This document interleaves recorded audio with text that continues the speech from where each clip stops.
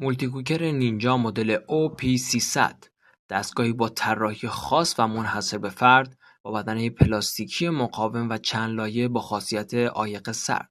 اول بگیم که یک فن کانوکشن برای جلوگیری از پخش هوا در قسمت بالای دستگاه قرار گرفته. درب بی‌نظیر و چفت شونده این محصول که دارای سوپاپ‌های مطمئن برای تنظیم فشار دستگاه است. توان این دستگاه 1460 واته و ظرف 6 لیتری این دستگاه قابلیت پخت روزانه برای 5 نفر رو داره.